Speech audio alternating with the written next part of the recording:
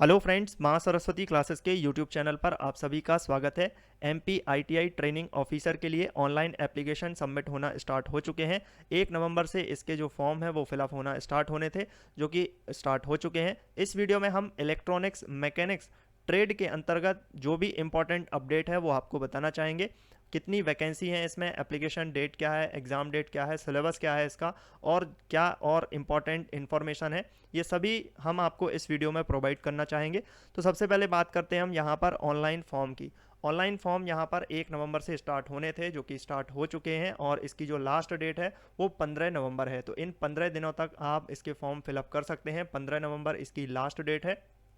वहीं अगर आप फॉर्म में कुछ गलती हो जाती है आपकी, उसको संशोधित करना चाहते हैं तो आप इसको संशोधित कर सकते हैं 20 नवंबर तक। इसकी टेंटेटिव डेट भी यहाँ पर दी हुई है। परीक्षा जो है वो स्टार्ट हो जाएगी आपकी 16 दिसंबर से, तो इसमें ज़्यादा टाइम आपके लिए नहीं मिलेगा परीक्षा को लेकर के। तो यहाँ पर आपको जो तैयारी है वो अभी से स्टार्ट कर देनी चाहिए इसकी। 16 दिसंबर से आपकी ये एग्ज़ाम स्टार्ट हो जाएंगे। फ़ीस की अगर बात करें तो अनारक्षित जो अभ्यर्थी हैं, जनरल कैटेगरी से जो बिलोंग करते हैं, उनके लिए फ़ीस 500 रुपये है। इसके अलावा अनुसूचित जाति, अनुसूचित जनजाति, अन्य पिछड़ा वर्ग, निःशक्तजन अभ्यर्थियों के लिए जो फ़ीस है वो 250 रुपये है। यहाँ पर अगर हम बात करें एग्ज़ाम की, तो एग्ज़ाम 16 दिसंबर से स्टार्ट होने की यहाँ पर शेड्यूल किया गया है। 16 दिसंबर से ये एग्ज़ाम स्टार्ट हो जाएगा, जो कि 2 शिफ्टों में ये एग्ज़ाम कंडक्ट होगा। पहली शिफ्ट जो है वो 7 से लेकर के 8 बजे तक इसका रिपोर्टिंग टाइम होगा। वहीं अगर इसके एग्ज़ाम टाइम की बात करें तो वो 9 बजे से लेकर के 11 बजे तक आपको 2 घंटे का टाइम एग्ज़ाम के लिए मिलेगा। दूसरी शिफ्ट 12 से लेकर के 1 बजे तक इसका रिपोर्टिंग टाइम होगा, और 2 बजे से लेकर के 4 बजे तक इसका एग्ज़ाम चलेगा, जो कि इसमें भी आपको 2 घंटे का टाइम मिलेगा।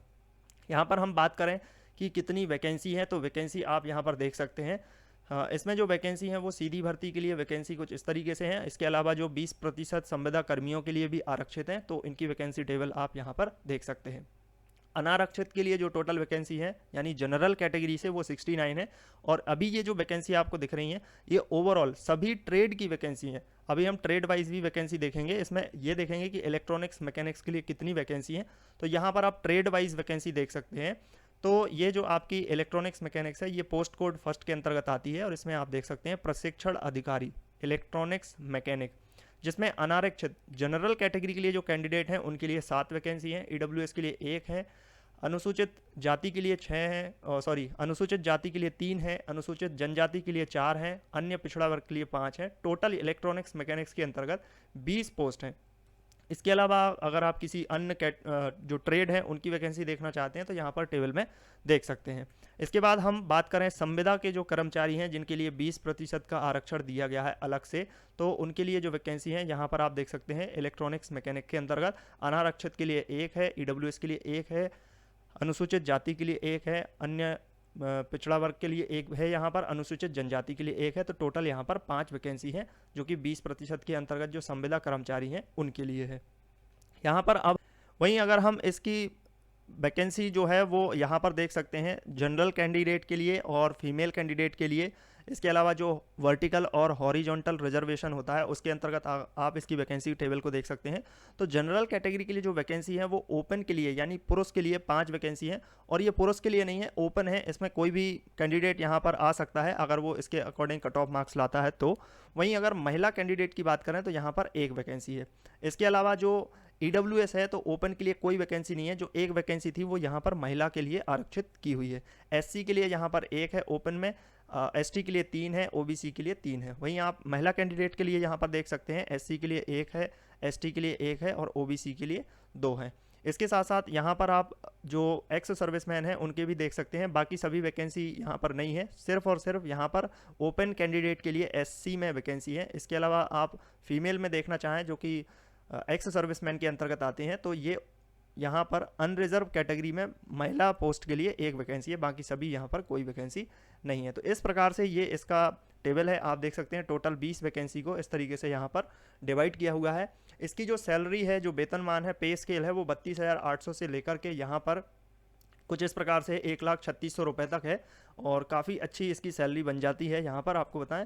इसके बाद अगर हम बात करें कि इसके लिए आपकी एजुकेशन क्वालिफिकेशन क्या होनी चाहिए, तो एजुकेशन क्वालिफिकेशन जो है वो आपकी हाई स्कूल, और हाई स्कूल के साथ साथ आपके पास आईटीआई होना चाहिए, जो कि यहाँ पर ITI आपकी संबंधित ट्रेड से यानी इलेक्ट्रॉनिक्स मैकेनिक है, तो इलेक्ट्रॉनिक्स मैकेनिक के अंतर्गत आपने अगर NCVT या फिर SCVT से ITI की हुई है तो यहाँ पर आप इसके लिए एलिजिबल हैं। इसके साथ साथ अगर आपने यहाँ पर हाई स्कूल भी किया हुआ है और इसके साथ साथ आपने NCVT और ITI जो है वो 2 वर्षीय वाला जो पाठ्यक्रम होता है वो भी किया हुआ है, तो भी यहाँ पर आप एलिजिबल हैं।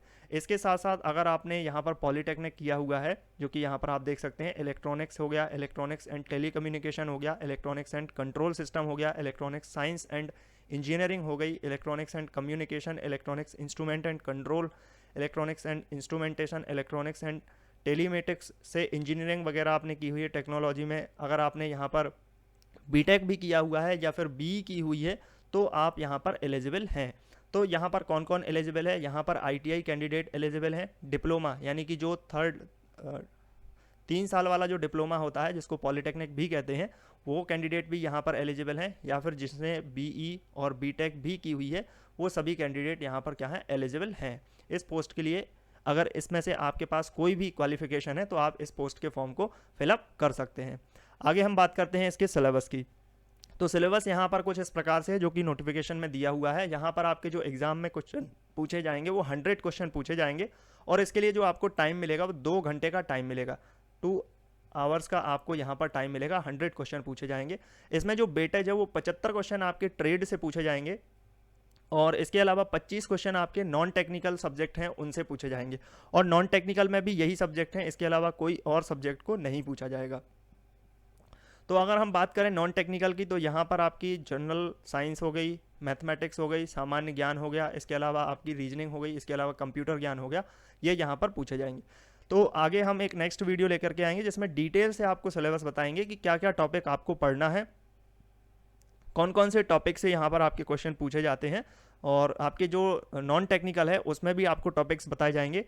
इसके बाद यहाँ पर हम टेक्निकल सब्जेक्ट की बात करें तो ये ट्रेड से संबंधित जो है व्यापम की जो वेबसाइट है, PV की वेबसाइट, उस पर ही ऑफिशियल अपलोड किया गया है इनकी तरफ से इसका सिलेबस।